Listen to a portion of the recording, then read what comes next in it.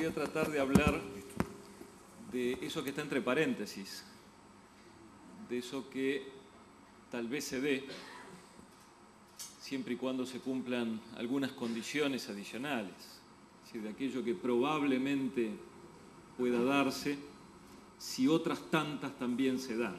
El probablemente no es algo gratuito. Cuando decimos lo que el futuro probablemente no se llevará, también queremos decir lo que probablemente no se lleve.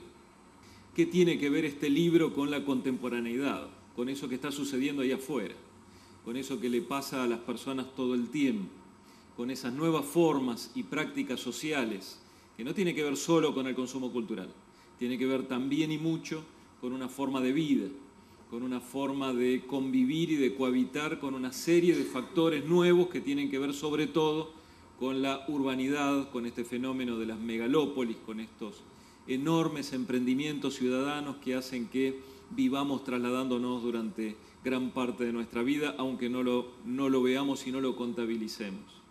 Hoy, todas esas cosas que estaban allí cohabitando de manera muy claramente separadas, muy claramente distinguidas en espacio, en tiempo y en dispositivo, están cambiando. El primer punto que les propongo apunta básicamente a esto de que tanto se viene hablando de estas generaciones nuevas. Parecería que hay una brecha digital que ha roto ese pacto intergeneracional que hacía que leíamos el mismo libro porque había un pacto de lectura con un autor, con una editorial, del mismo modo que había un pacto de lectura con los medios tradicionales. Abuelo, padre, hijo, leían el mismo periódico. Hoy, Internet asume un rol en esta posibilidad de especular que las personas quieren y que han asumido cada vez más. Se habla mucho de estas nuevas generaciones. Ustedes han escuchado mucho y demasiado hablar ya de generaciones Y y hasta del anuncio de una generación Z.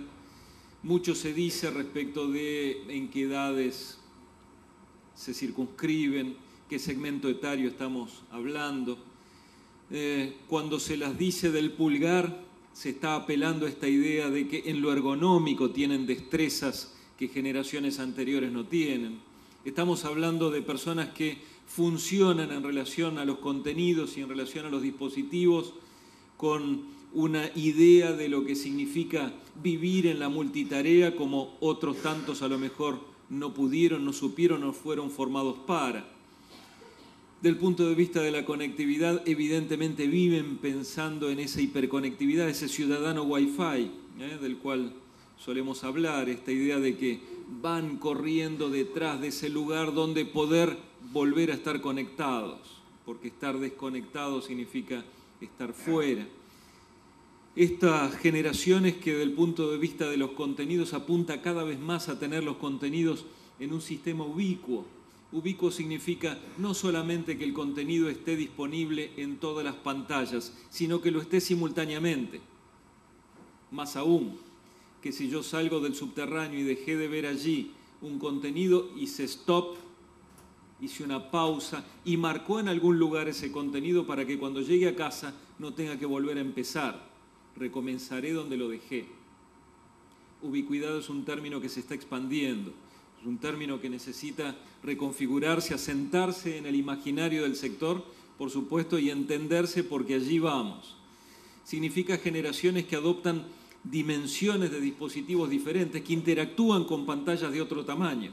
Estamos hablando de generaciones que actúan en pantallas más pequeñas, que desde el punto de vista económico, por cierto, en muchos niveles socioeconómicos, aún en el bajo de la pirámide, han aprendido a pagar por algún contenido.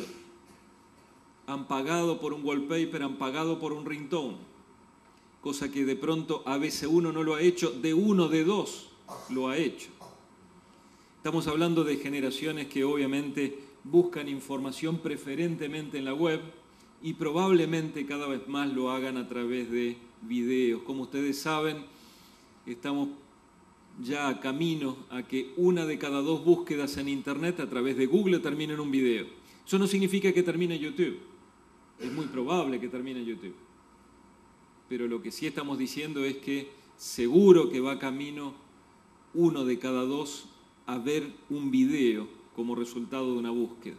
Estamos hablando de una generación nueva, una generación que se está reconfigurando, que está apelando a una fórmula de producir y distribuir contenidos muy diferente, que se está informando a través de los pares, una suerte de web adolescente, donde todos prefieren la opinión de los pares antes que el referente, antes que el prescriptor, antes que ese señor que opina y critica, legitimado por el sistema tradicional. Hay una suerte de adolescencia continua que atraviesa todos los segmentos. Esa generación que probablemente no lean clásicos como otras, es una generación que ha leído y comunicado mediante el diálogo escrito mucho más que las generaciones anteriores, por lo menos de las últimas décadas. Es la primera vez que refleja algo, a mi juicio, significativo y deberíamos tomar nota. Por primera vez perforó el techo del 30% el ocio digital. Significa que estas generaciones ya están consumiendo casi 1 de cada 3 minutos de su tiempo de ocio en algo que tiene que ver con la interactividad. Ese es el efecto de las nuevas generaciones sobre el consumo. No es un efecto menor. No es un efecto menor porque además no solamente consumen, sino que producen. Hay un efecto dominó muy fuerte de las tecnologías en cualquiera de los segmentos, sea el niño o sea el adolescente. Ese efecto dominó también arrastra el libro. Nos tenemos que preguntar sobre qué trabajar. Probablemente tengamos que empezar por ¿qué debo cambiar en la forma de producir y distribuir? ¿Qué debo cambiar frente al crecimiento de lo interactivo? ¿Qué estoy dispuesto a compartir? Las estrategias débiles y fuertes, tanto comerciales como no comerciales. Estoy pensando en una construcción descentralizada. Estoy pensando que construir marca, construir valor alrededor del autor o del libro o de la marca editorial, lo puedo hacer a través de algo mucho más descentralizado, mucho más comunitario. Pensar en materiales 2.0 significa pensar en la inmediatez, significa que estén todo el tiempo disponibles, actualizados, interactivos, significa que sean participables. Pensar en un paradigma donde el consumidor de contenidos pasa a prosumidor, eso es algo que ustedes todos saben, pero hay que saber que hay nuevas estrategias colaborativas en las cuales involucrarlo. La no linealidad, no todos van por lo mismo. Creo que parte del modelo actual lo que está indicando es que el camino no es para todos por igual. El segundo punto del cual les quiero hablar es cuánto lejos hemos estado de nuestros lectores. Porque seguir pensando en que la edición es papel, que la edición es un poco más lejos que el papel, que la edición está cada vez más lejos del papel, que la edición aleja cada vez más el papel, tal vez sea una cosa bastante razonable. Bastante razonable. Yo no estoy diciendo que el papel desaparece, estoy diciendo que la relación entre edición y papel probablemente se debilite y que probablemente esa relación haga para todos nosotros, genere nuevas oportunidades. El punto 3 que les quiero comentar ya apunta un poquito a mitos y realidades y un poquito de cara al futuro.